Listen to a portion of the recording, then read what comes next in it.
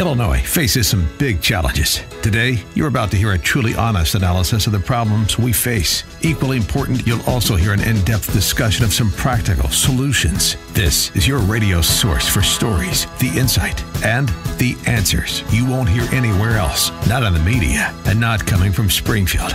You're listening to Illinois Rising, presented by the Illinois Opportunity Project. Now, here's your host, AM 560's Dan Proft. Dan Proft, welcome to another edition of Illinois Rising. I'm AM 560 morning talk show co-host, Chicago's Morning Answer, Amy Jacobson, weekdays 5 to 9 a.m. And joining me on this installment is Eric Cohn, who's a marketing manager for the Illinois Policy Institute, illinoispolicy.org. And again, the opinions that shall be represented by Mr. Cohn today are those of his own opinions and not representative of Illinois Policy Institute positions. They're my opinions. They should be everyone else's, but at minimum, they're You're mine. working on it. Yeah. Exactly. It's a long project. Here, no opinion about this. It's just math. And lo and behold, math even comes to liberal bastions like Evanston. This week, Evanston city officials proposing to cut 40 jobs from city government, including 5 police officers and 9 firefighters. The problem they have is a $7.5 million deficit for their FY 2019 budget. And the reason they have a deficit is the same reason that most municipalities, most units of government in this state do, which is they can't keep up with the pension and health care liabilities. If only somebody would have told them, wait, we did back this summer. We reported on this in one of the newspapers that I started, northcooknews.com. This is from May of 2018.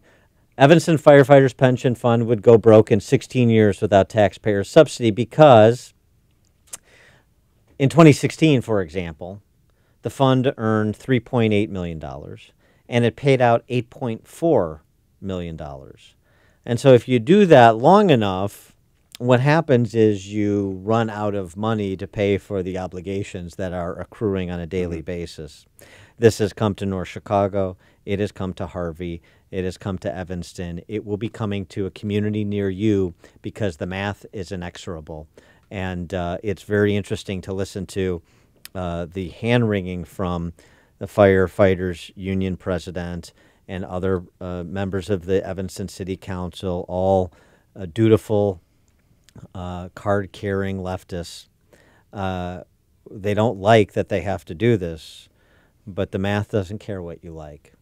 And here's the other thing about this, why the payouts are so big and you can't keep up no matter a 25% market return last year. I mean, what was the Dow? Dow was up 25% last year.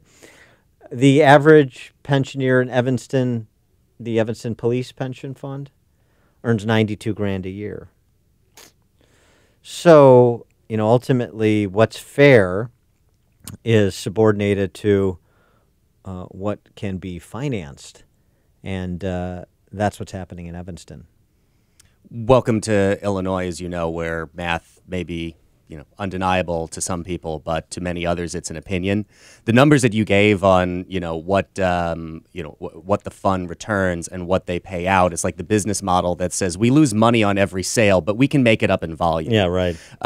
It is a problem, and it's going to continue to be a problem. And there also is, I think we should point out, something rather perverse in the way that these public officials go about this when presented with these dilemmas that they can't deny, that public safety, firefighters, they're the first ones to get cut. We don't consider anything else. We don't consider the structure of the system. We don't consider any of the other areas of municipal government where people are spending. You can point to Illinois Policy Institute report that looked at some of the spending that the city of Evanston does on, say, their marshmallow drop, which I'm sure is a delightful event that they spend thousands and thousands of dollars on each year that probably could go to supplement the salary of one of these police officers, one of these firefighters. But no, we engage in these indulgences in this time where we just don't want to admit there's a structural problem, and we're going to have to do something about the structural problem. For more on that and addressing structural problems, we're pleased to be joined by Sheila Weinberg, who is the founder of Truth in Accounting, truthinaccounting.org, statedatalab.com.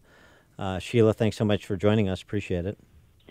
Oh, thanks for having me. Yeah, we and others have been highlighting this. I'm looking at our report that we did in 2013, where we analyzed the financial condition of 518 taxing entities in Cook County, and highlighted these problems. And unfortunately, as you mentioned, nobody seemed to pay attention.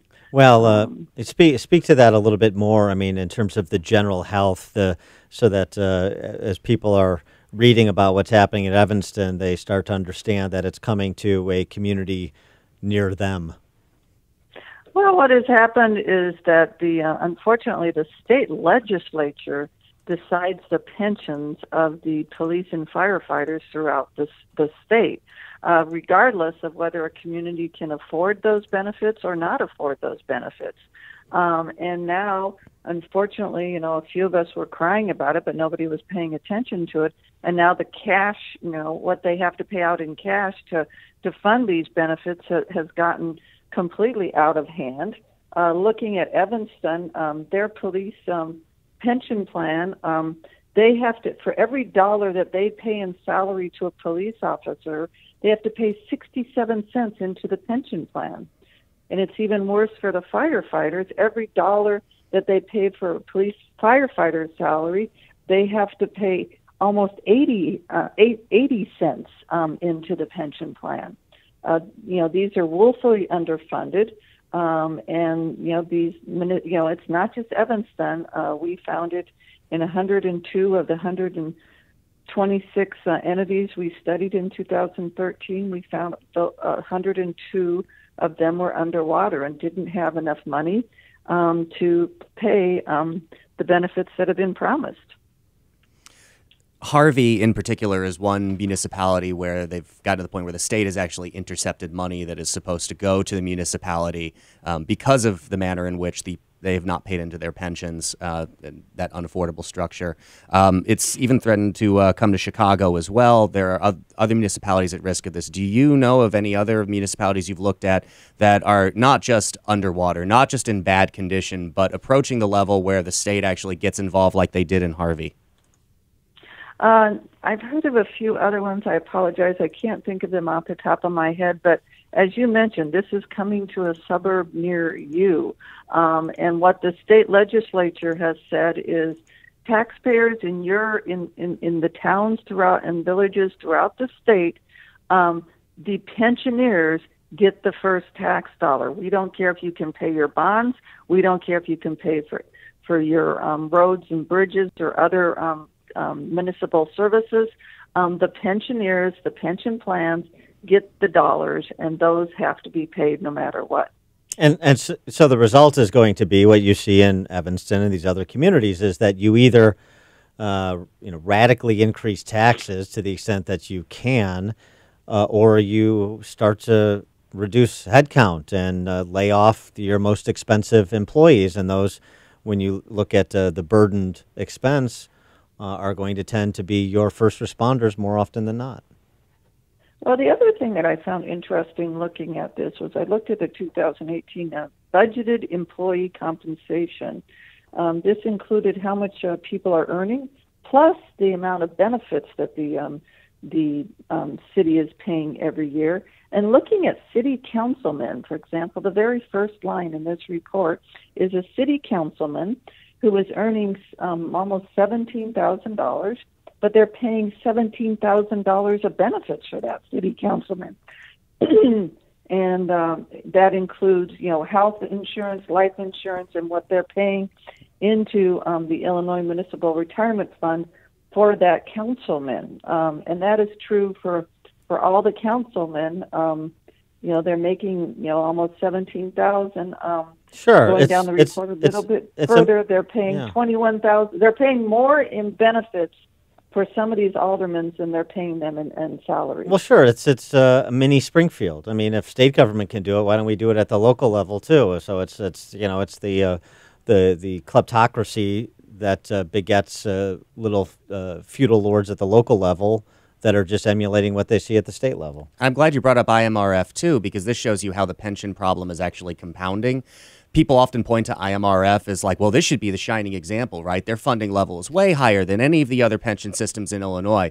Well, that is in part because municipalities are legally required to prioritize IMRF pension payments over, well, pretty much just about everything else, including police and fire pension payments.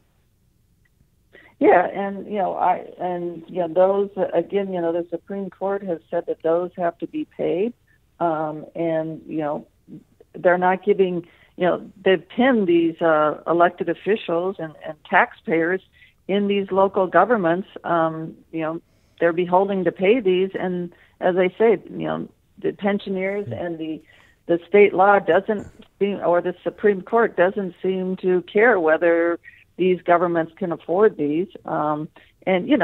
We're not saying that these governments shouldn't, have pensions, but we're just saying that, if you promise a pension, state legislator, you need to make sure that those governments have the ability to fund those pensions. It's unconscionable to promise, a firefighter, a police officer, pensions, and they're counting on these, and to not fund them as you go along.